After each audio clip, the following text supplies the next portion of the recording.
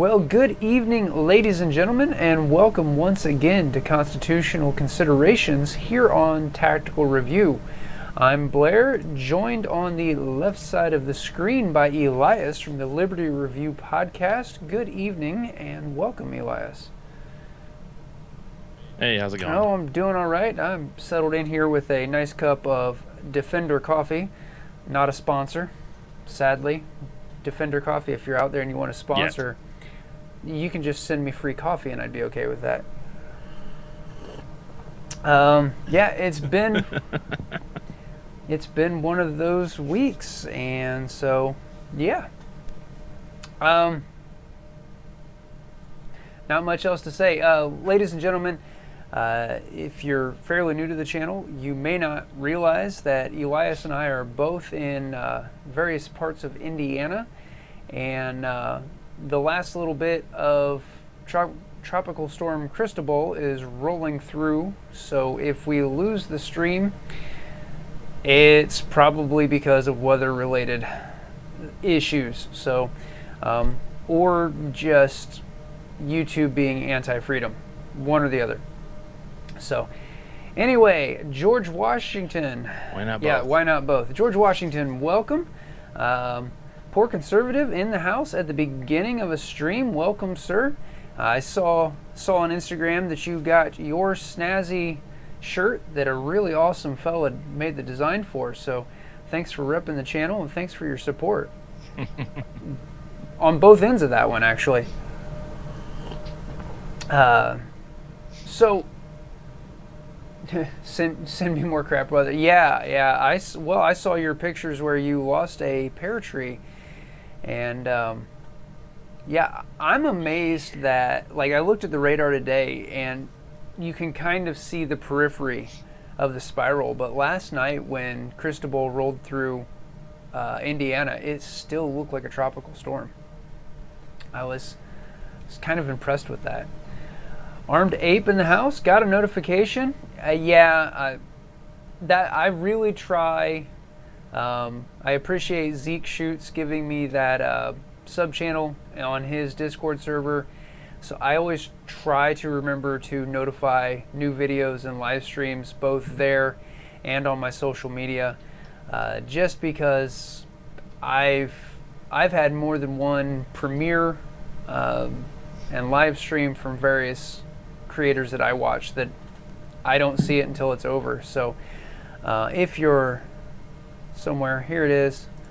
If you're not getting YouTube notifications, make sure that you follow the channel on either Instagram or Facebook, and yeah, that way we can keep in touch. Reman Scimitar, welcome. I wasn't sure if you'd be able to make it. I saw you posted online that you're having some personal situations that might take you AFK for a few days. So good luck with that. Yeah, those kind of things are never fun to deal with. So keep on shouting out as people come into the chat. Obviously, a big part of the streams is being able to interact with you awesome viewers. We are going to we're going to change the format up a little bit tonight. Not that there has been no constitutional and specifically Second Amendment news across the last week, because as always there is. But we're going to try to keep tonight a little bit short and sweet. Fingers crossed.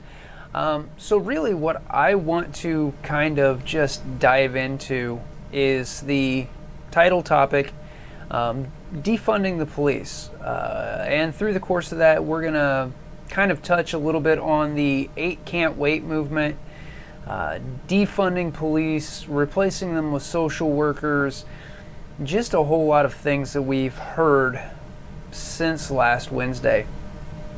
But I think a really great way to segue into this is for me to have been prepared ahead of time, which never happens. So I'm going to, just in case you haven't seen the 8 Can't Wait graphics, I'm going to grab that And I'm also going to, I've got just a really good introductory image that, again, if you're following the channel on social media, you did see this yesterday.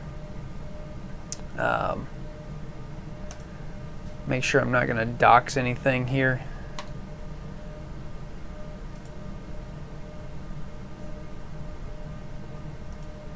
Hold one, everybody. Elias, regale us with tales of bravery or some such. I mean... Yeah, me too. No. Me too. Let's see. No, I don't usually have to try to cover for you right at the beginning, so now Well, I've got nothing. Let's see.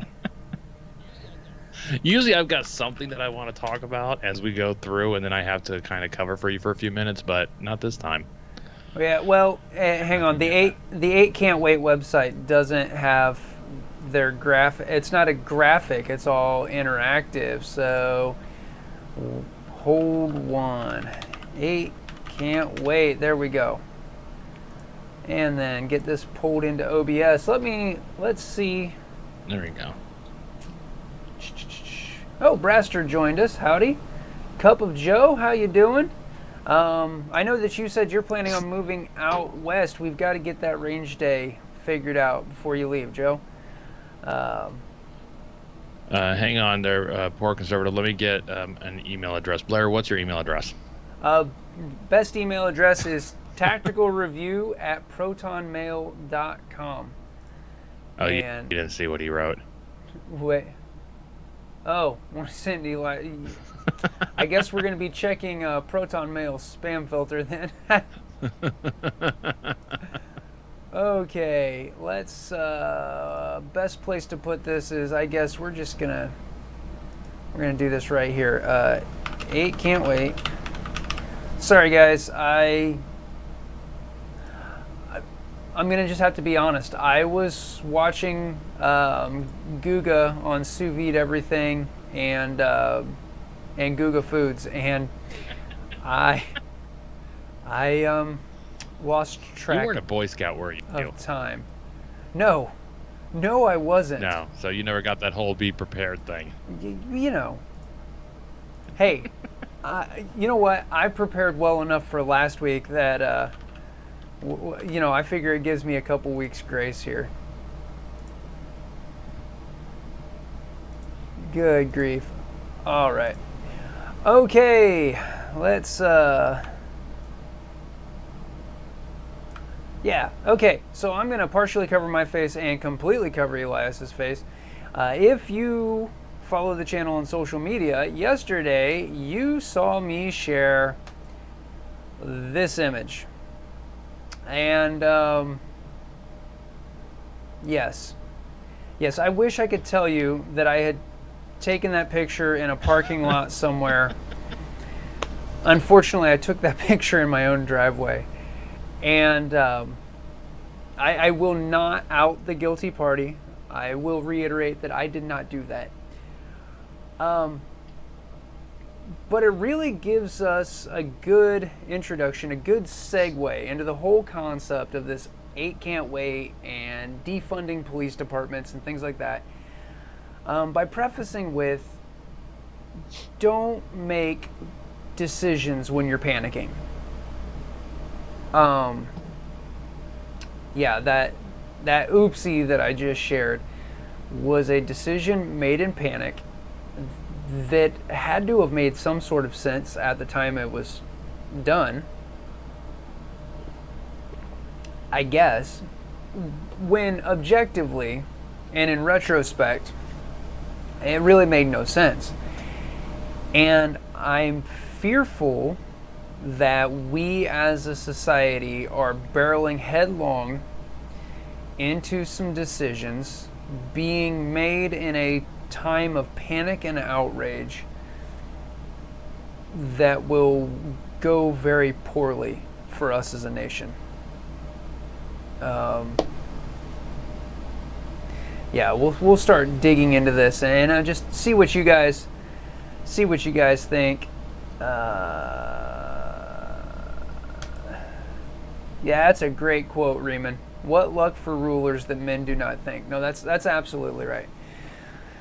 So, obviously, all of the conversation surrounding police departments, most of this conversation surrounding police departments currently, are directly related to the death of Mr. George Floyd. 2 weeks ago now, 3 weeks ago now, I've lost track of time on that. And Yeah, it's been a couple weeks. And as we have said before, I will reiterate again, that death was murder. It's a tragedy and a travesty. But now we see this mass national outcry to defund or disband police. And there's a movement right now called 8 Can't Wait. And I'm going to transition this across, and Elias, you're to get it big enough to be able to see, you're going to have to talk from behind it. So I hope you're all right with that. All right. Research shows more restrictive use of force policies can reduce killings by police and save lives. Tell your city to adopt all 8 of these. And going through there, it talks about strangleholds and de-escalation, warnings before shooting. You guys can read. I'm going to leave it up on screen there.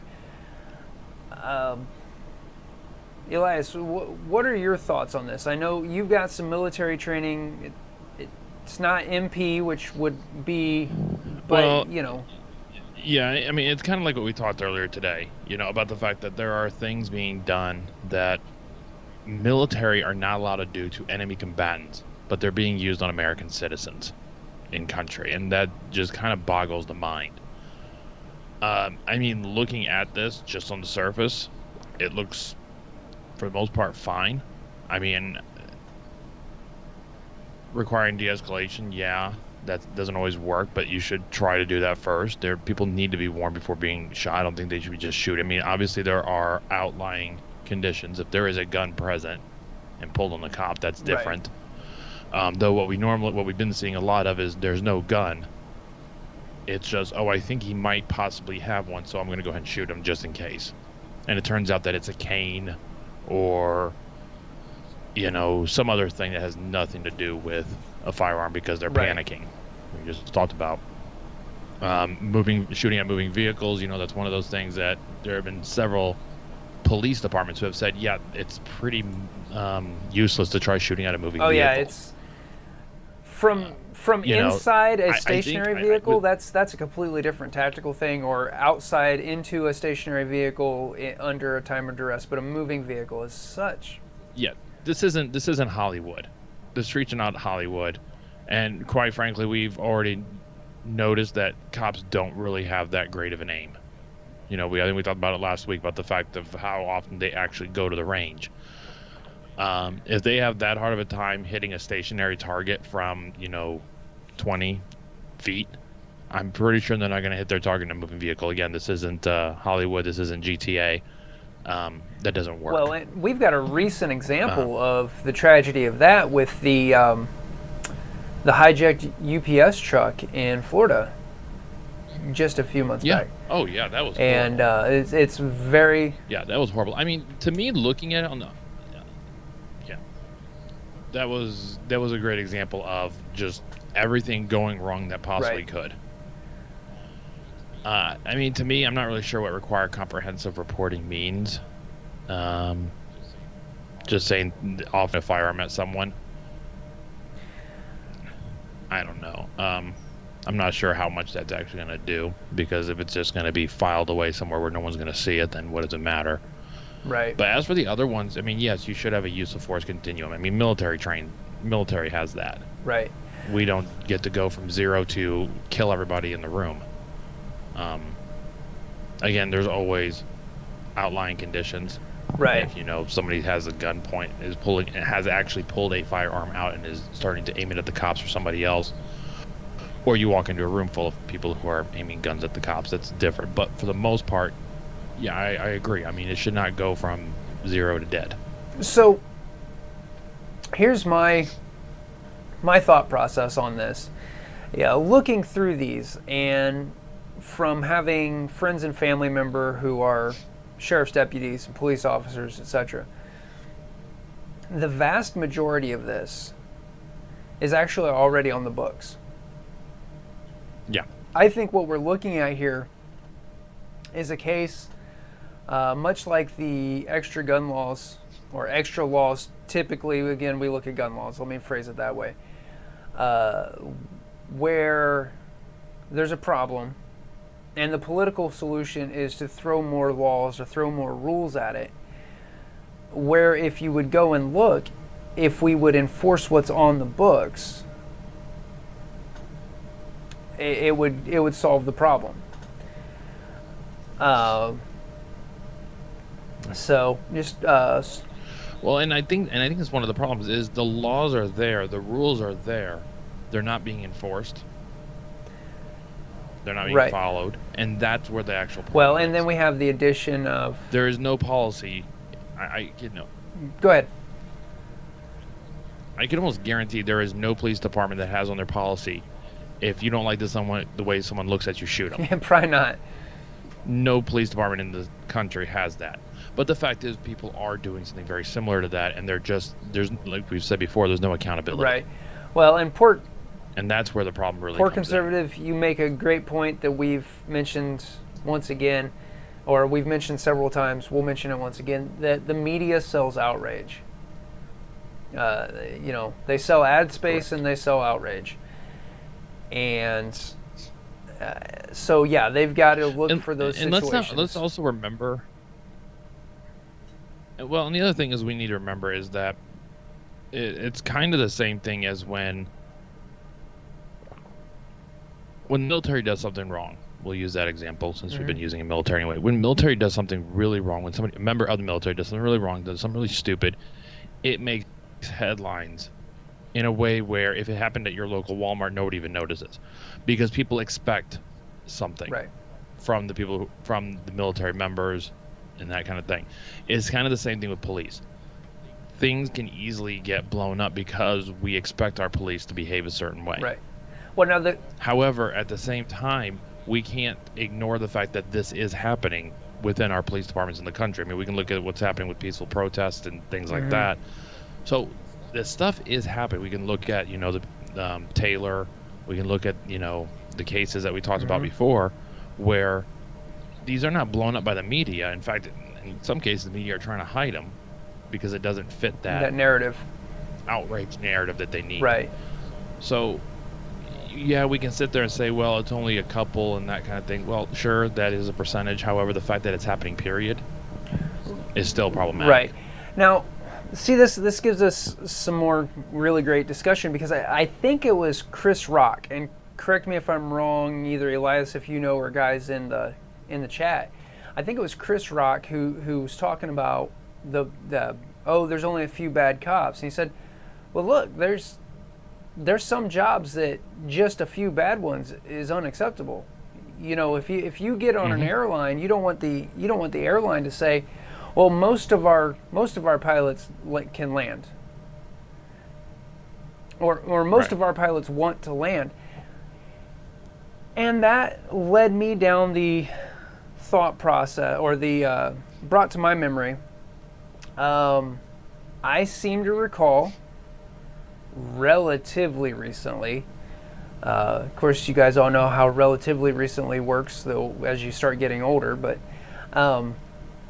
there was an airline pilot who had decided to commit suicide, and decided that he was going to make headlines by taking all of his passengers with him.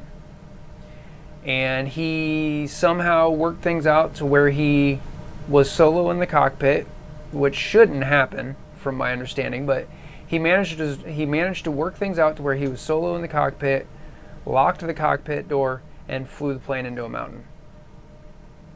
So saying that there are some jobs, and then using the airline as an example, where 0% is the only acceptable answer, I think that that's a red herring.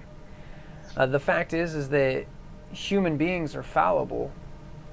The problem is that we've allowed the police departments, to a larger degree, sheriff's departments to a lesser degree, I think, most of the time, to develop into these good old boys clubs, and the effort isn't being made to stand in disgust and run these guys and men and women who would act like Derek Chauvin. The effort isn't being made to run them out on a rail, and that's the problem. Right, exactly. You're never going to get rid of all the bad people. It's not going to happen. You're always going to have some bad ones, but you can get rid of the ones you know Right. about. When you've got 17 complaints against you as a cop, and I don't know the extent of his complaints, but from what I have seen of him from like previous jobs and things like that, he has always been kind of a hardhead. Right. That's not who you want patrolling the streets. No, once again, and that's the kind of thing, whether we see within the police department itself, or you look at it as the unions, what the police unions are doing to help keep these guys into a job. Guys who should not be cops, keeping them in their jobs. Sergeant Miller, anybody? We talked about that 2 weeks ago. Yep. So. Well, they're already working on this guy. The ones in Buffalo, they're already working to get them their jobs back. Yeah. And there's a couple others where people have been fired, and the unions immediately go, "Well, we're going to get him his job back." Yay, good. YouTube's already yelling at me. So, oh well, they don't like what we're talking about. We know that they don't like what we're going to talk about. Heck, You would think they would like to. Well, I guess not. Well, we haven't gotten to the part they right. don't like. We're all on the same page that the cops are bad, or the cops need reform within the country. Right. I shouldn't say the police departments. Yeah, I don't want to say the cops, because the fact is there are some really good ones out there. It's the system. The system needs to be reformed, because the bad ones have tainted. Right. The pool. Yeah, because once again, I shared this on social media a few days ago, last week, I don't know, but if you have 10 bad cops and 1,000 good cops who won't stand up against the 10 bad cops, then you have 1,010 bad cops. And it doesn't necessarily mean... And I don't understand the mentality of, let's try to protect them. Yeah. When I was in the military, if one of my guys was not good, that's it. Okay, I'm going to work to get rid of you. I don't want you here, because I can't trust you. I can't depend on you. I don't want you here. Right. So it kind of baffles my mind that there's this mentality of, well, we'll try everything. Okay, he's a bad cop. He shouldn't be here. He's doing things that just are not right. But we're going to do everything we can to help him keep his job. Yeah, that makes no sense to me. But that's where embedded unions come in. And I'm not going to make a commentary on unions as a whole. But we keep seeing in situations real recently.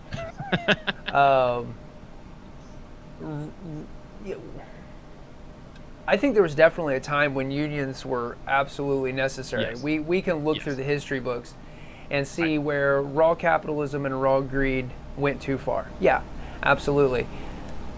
Yes, there was a time when unions. Now what happened is unions, for the most part, have become just as corrupt as the capitalist system they were fighting. They've become just as corrupt. And so now it just bothers me. Like you said, if somebody's not able to do the job or unwilling to do the job, then you don't want them there. And the unions make it to where somebody can just. And when I was in the HVAC industry, we saw things like that, where now I worked for a non-union shop, and we would go on job sites, and there would be union guys where the job super was basically at their beck and call, because he couldn't even kick a guy off his job site.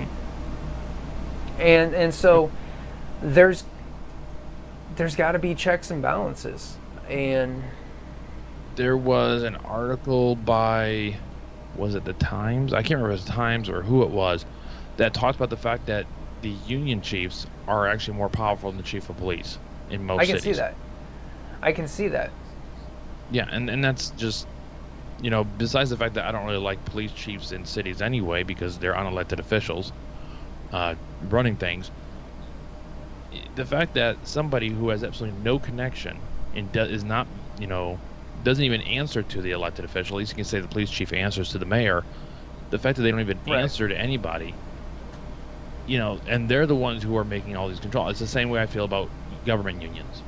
Government Right. employees should not be unionized because it's the exact same thing. So, well, that's a really good avenue to talk about then.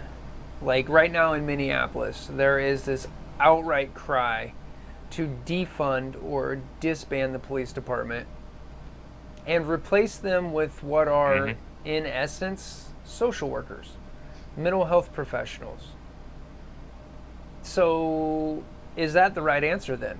If we're seeing so much corruption, right? Oh, absolutely not. Um, I mean, I think in some cases it shouldn't just be the heavy hand of the law, but there are too many cases where you can't just get rid of police. right. Um, Poor conservative, like elected officials are any better. Okay, they should be. They should be, and and remember that on the local level, there tends to be a little bit more because there's not quite as much money getting pumped in. So on the local level, it's a little bit easier for somebody to get themselves into office Right. versus the state level or the national level. The state level and national level, especially the national level, is completely corrupted. But on the local level, with the exception of probably big cities like New York, LA, things like that, you at least have a little bit more Right. I mean, kind of accountability to the people. like in New York City, you've got a mayor who has a constituency of like the northern third of Indiana. Okay, Right. that might be an exaggeration, but I don't know that it's that much of an exaggeration. So, And I think it might actually be larger. I mean, the population of Indiana is not that much. right. Right, which, to get off into the weeds just a little bit, that's why doing away with the Electoral College would be Oh devastating yeah. for Yeah, those in of fact, us. all of Indiana. Yeah, Yeah. you want to talk about your vote doesn't count. That's how you make your vote don't count. Um, Right. but let's, we're talking about elected Yeah. officials. There's 6 million in Indiana. There's 8 million just in New York City. Okay, yay, Yeah. yay So us. again, yeah. So again, cities like that, you're probably going to be on the same state level of corruption. Actually, you're probably going to be higher because New York City is such a prominent city in the country. Right, But we're not talking about New York City. We're talking about places like Fort Wayne, Indiana. right. Grand Rapids, Michigan. Smaller cities. And then, of course, when you get into your towns, it's even more so. But Well, poor conservative, that's really interesting that you say that. If you guys are on mobile and can't really see the chat as it goes by, he just said, scrap the cops and let me and my buddies take over. The funny thing about that is that what is one of the suggestions that I've heard, seen, read, whatever, is to more or less do just that. The city provided officials will be like social worker type people who are just there to de-escalate situations, and then if you feel the necessity for something more, you would hire private security. Now keep in mind, there's not going to be a tax rebate given in these places that want to do away with their police. So how are people in the, let's break this down. Painting with a big paintbrush, the highest crime areas are typically the lowest income areas. It's been my observation living in Chattanooga. well, there's definitely a correlation. Yeah, and so the people who most would need this private security are going to be the least able to afford it. This is just one more instance of you know, separating that caste system. And it's so funny to me, or ironic, I guess ironic is a much better word, because the people that I see bandying this about are far left leaning.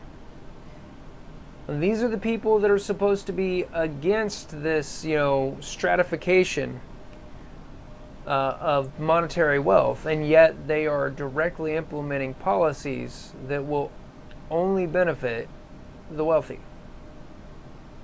That's because in their head, the government's still going to pay for it. So, I mean, that's really what it comes down to. Is in their head, the government still is going to pay for it, somehow, some way. right. But and if that's the case, if the government's just paying for private security, we're right back to a militarized police force. Yep. So, and again, private security, you're going to see the same problem you see with the idea of private prisons. Now I have some libertarian tendencies, but even I can see the stupidity in the idea of things like private prison and private police force. Private prisons are some of the biggest lobbyists behind non-violent, like drug crimes, non-violent crimes going to higher security prisons and things like that, because they make money off of that. right. So in other words, they have a very vested interest in keeping people in jail. Right. Which ironically conflicts with the libertarian ideology of, victimless crimes, or victimless crimes and things like that being penalized. Libertarians will be against that, but at the same time, for private prisons. Anyway, my point is that we would see the same problem with the idea of private security or private police. You would actually encourage more because those guys need to make a profit somehow. Right. Well, look, if you guys just want an entertaining viewpoint that would show how amazing private security could be, you need to watch The Rundown with Sean William Scott and The Rock. If you haven't seen it, I mean, keep this stream open, and I don't even know where it's streaming, but it's a comedy, all right. But Christopher Walken is this boss of this town, like this mining town in South America, and yeah, as much as it's Hollywood and a hyperbole, that is a private security force. They can do what they want. Right. Yeah. Look, my personal opinion, and I'm going to guess you guys care a little bit what I have to say because you've joined me and Elias this evening. My personal opinion is de-unionize the police. And yes, I understand that's going to make some police quit. And Good. de-unionize the police and enforce those kind of intercession rules that are on the handbooks. Just like we don't need more laws for most of what the statists would think that would claim we need more laws for, like more gun laws and etc. If we enforce what's on the books, every week when we look at new bills, Elias and I point out, well, this is already covered by this law, and this law that's already a pain in our butt. Oh, yeah. It's just, it's short-sighted and asinine. And I saw a really amazing quote, and I didn't copy it down, but it just talked about being careful what you enact in haste, because getting rid of it, it's sort of like when the NRA has been famous for this, go ahead and throw that in the bill and then we'll fight it later. And those rights never come back because it's easier to get something in place than it is to change it after the fact. Libertarians are so twisted they can't figure out where they stand, far left or far right. Oh yeah, I mean, they're libertarians took the worst parts of individual freedom and individual rights that the GOP had, and they ran with them to their extreme, to the point that their whole philosophy, ideology has gotten just mind-boggling. it should be able to be defined as the government needs to be smaller, and kind of leave it there. Because I was actually looking into a libertarian presidential candidate for this year. I don't know. I know that you're not allowed to, and I'm not actually endorsing. I just don't know if I'm allowed to share. It doesn't matter. Yeah, you can share whatever you want. Yeah, whatever. I was looking into Joe Jorgensen. It's America. Yeah, it's got to be Jorgensen. And I just found it interesting because I'm staunchly pro-life. And I care what a candidate personally believes on that subject because I believe it's murder. And if I've stepped on your toes, I'm sorry that you were offended by it, but I have the right to that opinion. And that's when I found out that the Libertarians' official policy is to really not have an official policy, that the government should just butt out.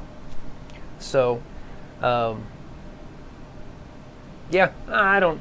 The true libertarian policy is that it's a state issue. Right. At least it's what it used to be. It's that it is a state issue, not a federal one. So, anyway, and I saw somebody mention that the end game is full-on socialism and communism. I know I saw that comment. There it is. Brastard mentioned that, listening to the protesters. So, funny story, if you guys haven't seen the news today, Antifa took over several blocks in downtown Seattle and basically set up an occupation zone, something to that effect, and they've built this communist utopia right in downtown Seattle, and they're already out of food. They already ran out of avocado toast. Well, so it gets really funny. That what had happened was that they invited the city's homeless population, because obviously the idealistic communist utopia is that there's enough for everybody, because there's enough resources to go around. And I agree with that there are enough resources to go around, absolutely. Well, the problem is that these homeless people saw the food and took it and then got out of Dodge. And so the organizers were amazed by this and put out a request on social media for people to bring down more food. And they specifically requested vegan meat alternatives, soy-based proteins, and some other stuff. And I just started laughing. I was like, that is the most avocado toast thing, I think. Not, hey, we need food. Hey, very specifically, we want the most expensive processed plant-based food you can possibly buy. So, that's great. That's all right. Let them have the soy. Right. So, there it is. Armed Ape, an autonomous zone. Thank you. Yeah. That's. I saw that today, and I really felt like it rolled up really well what the end result is going to be if we do disband or defund police departments without I hate using this term, you guys know that, but a law enforcement branch left behind. Okay? My view on police officers and sheriff's deputies, etc., is that they are a peacekeeping force first. They are peacekeeping officers. However, guys, we know that there are dregs of society out there, and there will be times when they do in fact need to enforce upon a sovereign citizen the laws of this land. There are times when the appropriate title for a police officer is law enforcement officer. The problem isn't when they are doing that in the normal, proper process of their duties. The problem, once again, is when they choose to become Gestapo. And Right. yeah, so And again, this is something that's perpetrated by the system. The government is the one that has been pushing this. You know, we go back to our discussion about militarization of police, which, interestingly enough, has is showing up right here on my suggested things to watch. Is our own thing. Or you go back to the podcast where I kind of dived into it a little bit deeper. It's the government that's been pushing this by telling cops that they are military. Right. And driving that wedge in between police and non-police. The problem isn't the police themselves. The problem is the system has pushed them into this mentality. Right. And then excusing and defending the ones that really take it to its logical conclusion. If you're going to convince the cops that these are the enemy, then it's not really surprising right, when they try to actually kill people. right. You've been told, it's the same thing they talked a lot about back in the 2016 elections, that, one of the campaigns had convinced their side that the other ones were literally the enemies of America, and then everybody acted all surprised when, fights were breaking out between the two different groups. Right. Everybody acts surprised, but the fact is, they're the ones that drove that. And it's the same thing with the police.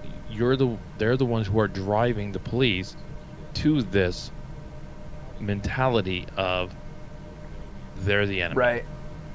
So, and so until we get the government, this whole thing of let's defund the police, or even Congresses now trying to, what they're going to end up doing is going to be far-reaching and overreaching for the authority of Congress.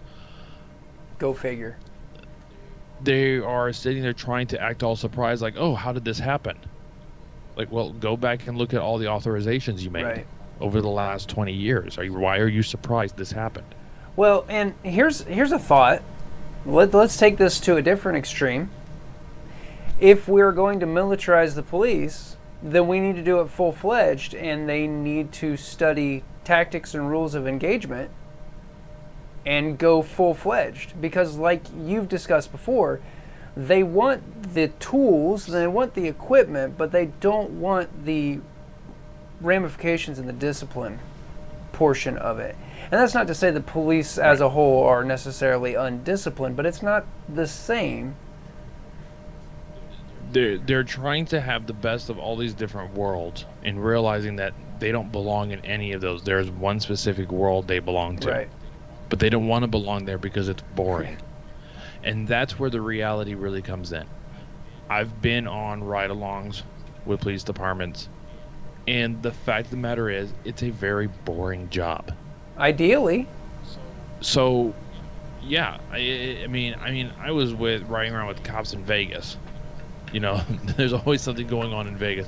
And still, the vast majority of the night, we just drove around. There wasn't really anything going on. And, I did it twice, and both of the police officers I was with said the exact same thing. Yeah, it's usually pretty boring. Right. And that's the problem, is that they don't like that it's boring. They see Hollywood, and that's what they want. Yeah, and that's problematic across the board. We've become this instant gratification society, and I'm just as guilty as the next person on that. But so one of the other, or another content creator that I've been watching lately is C.W. Lemoyne. He's the author of the Spectre series. He is a reserve fighter pilot. He's been a Viper driver, a Hornet driver. He flies commercial airline, and he's got a playlist that he calls Mover Ruins Movies. Now, Mover is his call sign, so that explains that part of it. and he just goes through movies that have fighter jet scenes in them and just tears down what's wrong with the physics. And really, as you know, I grew up on Top Gun and Rambo and Die Hard, and you know, right?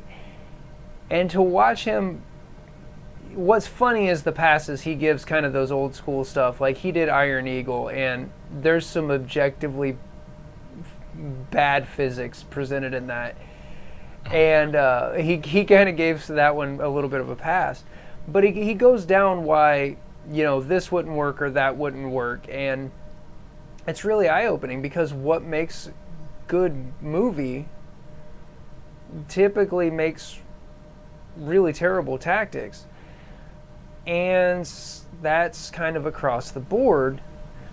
My thought on this whole section of the discussion is, I don't want a cop who's not happy with the boring day. Right. I don't. You should want the boring. Right. It's once again, it's just like being a legally armed citizen. If you go through every day going, man, I hope somebody tries something today, because I want to see if I can get that sub 1 second draw to first shot.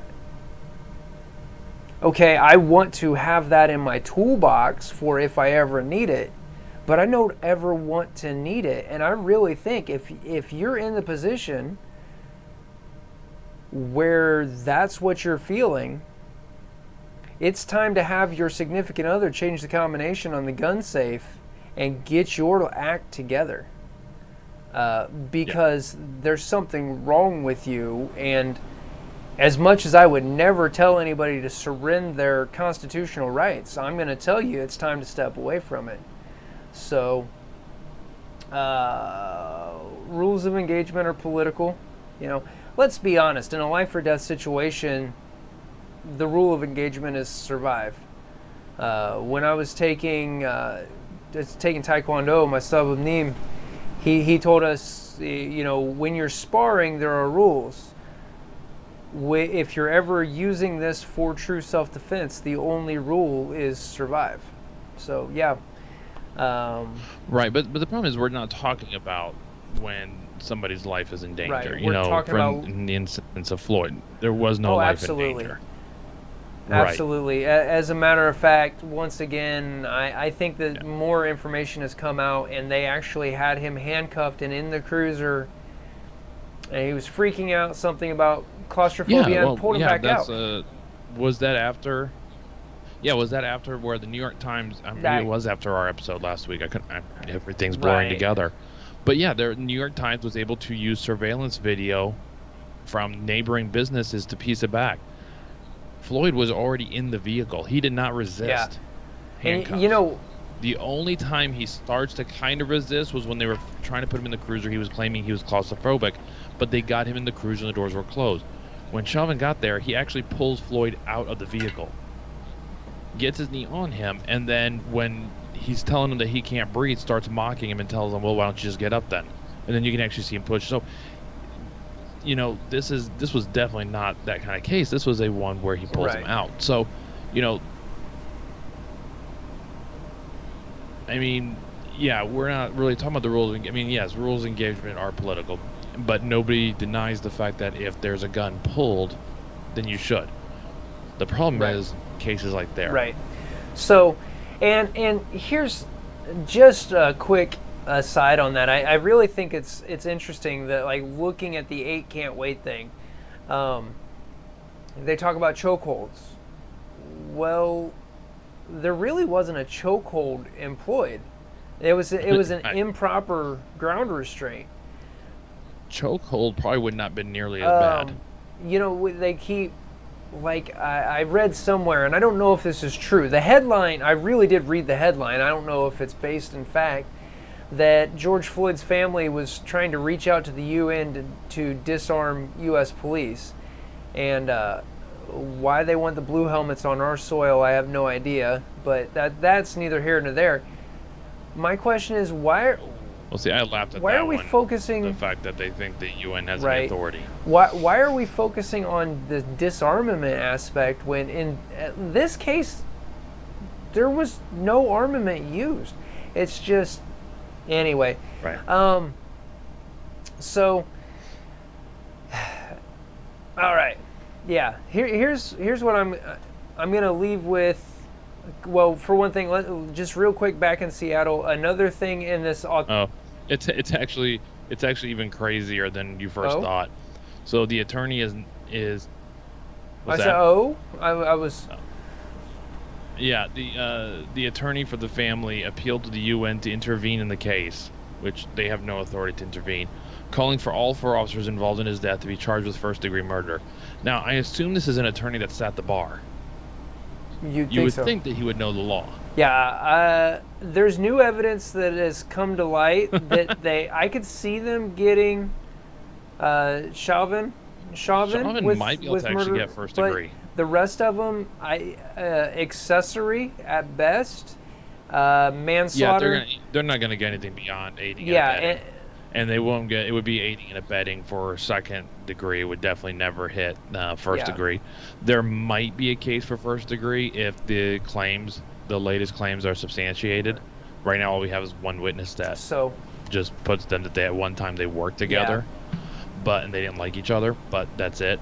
But you're definitely not going to get somebody who didn't actually murder somebody on first degree murder. And trying to push for that, I think, is a terrible idea.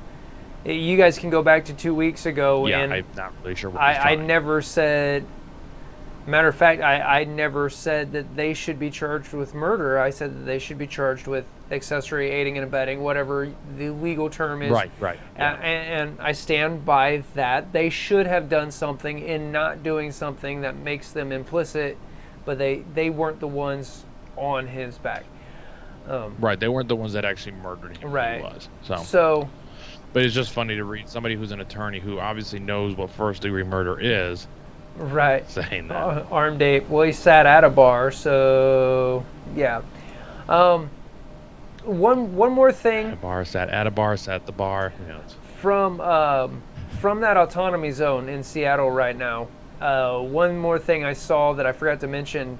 So they've been focusing, because the de-escalation thing is obviously working, and obviously there's conflicts. It's a group of agitated people, and so they have been working on de-escalation within the group that has set up this barricaded area, and there have been several fistfights. So, way to go! Let's prove how well this all works.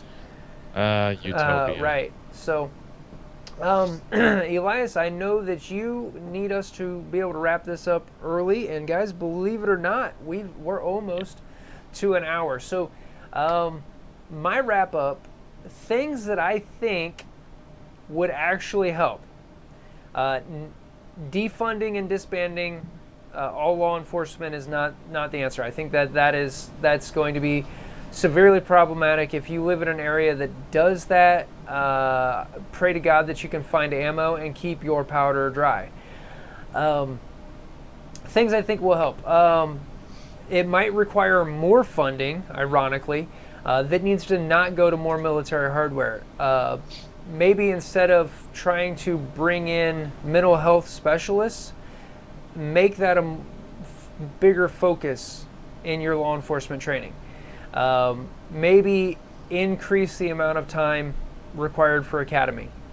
Again, having not gone through academy, I can't speak to that. Either extend the jurisdiction of your sheriff's departments and then do away with police departments by replacing them with the sheriff's departments. Because, again, the sheriff is an elected official, and for better or worse, that at least gives the public a little bit more leeway or a little more influence. Now, again, that could be bad. That could still result in mob rule, but or alternately, keep the police department, de-unionize, and make the police chief an elected position. and then it's then you don't have to restructure everything, but that puts police chief in a similar boat to the sheriff's department. Brownies, number one, Brownies, I didn't see you there. Welcome and thanks for joining. Police need to increase their charisma stats. Yeah, they've been putting too many points into armed combat and not enough into charisma. So yeah, I think that is a better answer. Nobody with any kind of authority is asking me, so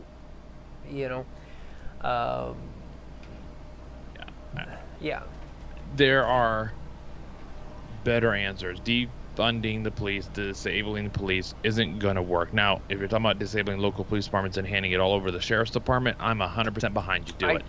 Let the sheriff run it. That. Let him be the elected official. I don't understand why there needs to be a sheriff's department and a police department. Just let the sheriff, except for politics is the only reason. Let the sheriffs do it. Some great examples of what sheriffs can do. Colorado is a great example. I didn't realize this. I just learned that Colorado, 58 of the 60-some sheriffs in the state of Colorado have filed a lawsuit against the government in Colorado for the high capacity mags. Most of them have also said that they will not enforce it whatsoever. The government can't do anything to the sheriff. They can't fire them. The sheriffs don't work for them. They're not hired people. They're elected officials. And just like elected officials can only be impeached, and that's going to be difficult. So they can't do anything to them. So when the sheriff says, no, I don't agree with you, there you go. There are actually really good opportunities for constitutional defense there within the sheriff's department. So beyond that, I don't think, if you're not going to do that, the disarming or disbanding police isn't going to work. I do think that the unions need to go away. There should not be police unions, period. Just end of story. They should not exist. No accountability to anybody should not be the one who's deciding who is and is not a cop. Right. And that's just, they have proven themselves time and again that they are untrustworthy, and they do not have the well-being of the people in mind. Right. They have the well-being of their pockets, and that's about it. And I think there's other things that we need to do. I think things like going forward, body cam should be there. Yeah, which and once again, and I don't think. Once again, if you defund the police departments, there's going to be fewer cameras, not more cameras. Right. I think cameras are really good. I think allowing immediate release of camera footage, I think it should just be out there. I don't think the police department should get to decide what is and isn't released. I think it should just be automatically released.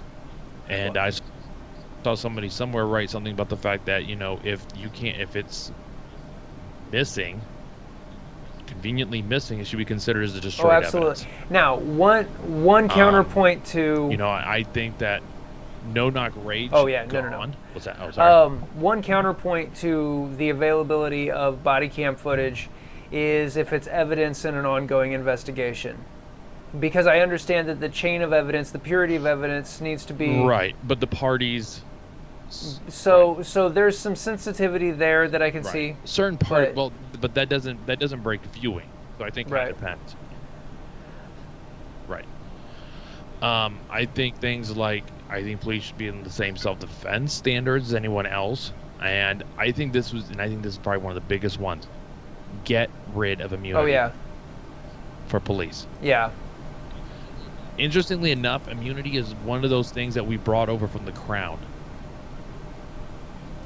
Is one of those things that we brought over from the Crown that the government can't be sued unless it agrees to be sued.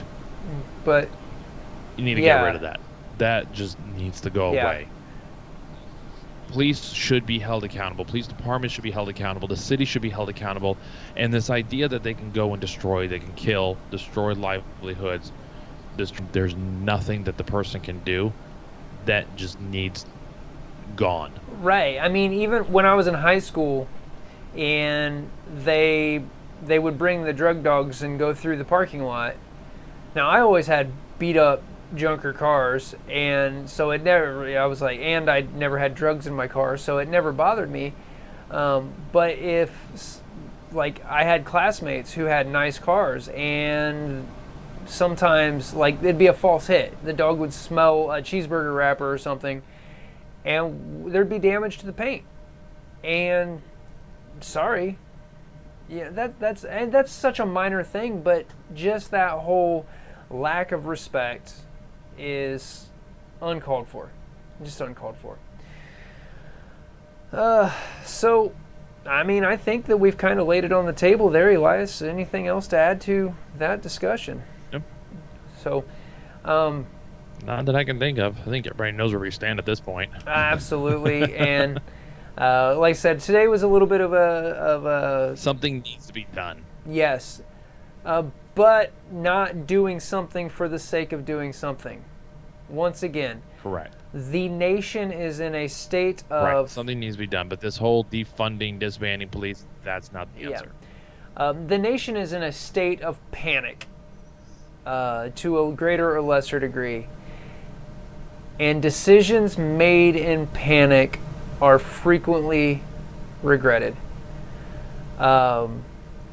And so there needs to be, again, not that there needs to be no change, and there's that fine line of striking while the iron is hot, and I understand that. But right now, the decisions that are being bandied about are going to rapidly run us towards the draconian police state. And when you look at the higher political personalities that are pushing for this, you can see based on what their bill support and what legislation they've put forth, you can see that's exactly what they want.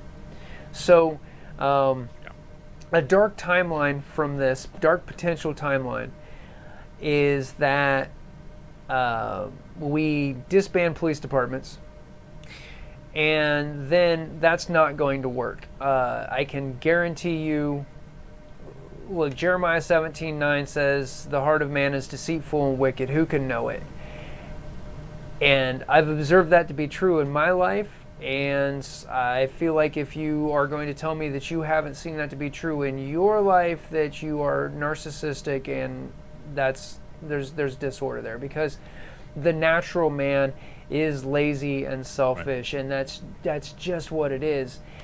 And so there are those people, once again, that need the law enforced upon them because they will not rise above the natural man. So what's going to happen from there is, as that situation doesn't work, then the federal government can come in and institute a police state and draconian rule, which is what, once again, every statist, no matter what political affiliation they claim, it's what they want. Now I feel... And that's the thing. Both parties benefit from that. Right. Just in different ways. So anyway, guys, we're going to go ahead and start working to wrap this up tonight. My intention this evening was a slightly shorter stream. I want to thank you guys again for coming along and contributing to the conversation, listening to us ramble. Once again, if there's ever a subject that you really want to see us hit, make sure to reach out to Elias or myself. We're both on social media. My information is once again up there on the screen on Facebook and Instagram. I am more likely to see a DM on Facebook than on Instagram just because of the way it's set up, but a few of you guys have realized that you've sent me a DM on Insta, and it's been days before I got back with you. Elias is on Facebook. He is Liberty Review 1776. And you can also reach out to me at my channel email, which is tacticalreview@protonmail.com. Or if you want to join the Patreon family, you can do that there. Or the Subscribestar family. That will also give you another avenue to contact me. I appreciate those of you who have chosen to financially support the channel. And for everybody, I'm not saying that the Patreon and Subscribe Star supporters are a different tier of viewer and that I care more about them. I'm simply reminding them that if they want to reach out through those platforms, that's another way to ping my attention is all.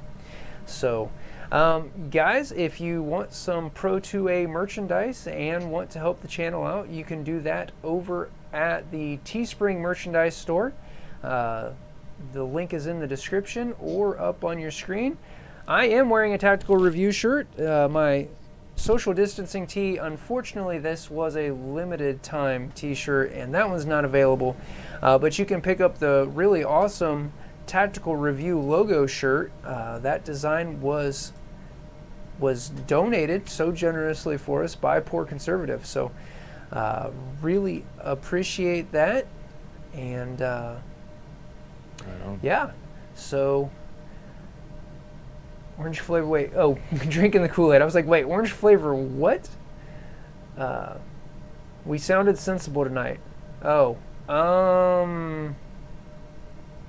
Kill Whitey, is that what? It was the first time for everything. So, Elias, anything else to add before we finalize the sign-off? Not that I... All right, well, everybody, thanks so much for joining us. Stay tuned, many more videos to come. Plan on doing another live stream next week. And until next time, shoot straight, stay safe.